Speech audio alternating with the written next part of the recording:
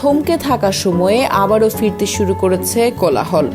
অন্তর্বর্তীকালীন সরকারের আমলে স্থিতিশীল হতে শুরু করেছে দেশ, আর এরই সঙ্গে শুটিং ফ্লোরেও ফিরছেন তারকারা। নতুন নতুন নাটক, সিনেমা আর ওয়েব ফিল্মের খবর উষ্ণতা ছড়াচ্ছে বিনোদন প্রেমীদের মাঝে।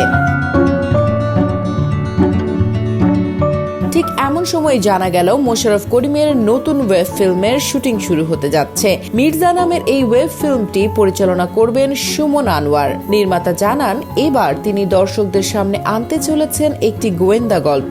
তবে গল্পের গোয়েন্দা চরিত্রটি কোনো আহামরি বড় কিছু নয়। মোশাররফ করিম সেই সাধারণ গোয়েন্দা, 7 বোনের এক ভাই, একজন সাদামাটা মানুষ, মুখে হাসি লেগে থাকা মানুষ, কিন্তু বুদ্ধিদীপ্তিতে অন্যদেরকে ছাড়িয়ে যান। নিজের তীক্ষ্ণ মেধা দিয়ে সমাধান করেন রহস্য আর জটিলতা। এই এক নতুন মোশাররফ, যার বুদ্ধির খেলা দর্শককে টেনে রাখবে গল্পের ভাঁজে ভাঁজে। মোশাররফ করিমের বিপরীতে অভিনয় করবেন পারসা ইভানা, এবং এই প্রথমবারের মতো তারা একসঙ্গে জুটি বাঁধছেন। এই অভিনয় সমন্বয় যেন এক নতুন দ্বৈত সুরের সৃষ্টি করবে, যা দর্শকদের আবিষ্ট করে রাখবে। ঢাকায় খুব শীঘ্রই শুরু হতে যাচ্ছে শুটিং। এই ফিল্মটি দেখা যাবে বঙ্গভিডিও OTT প্ল্যাটফর্মে।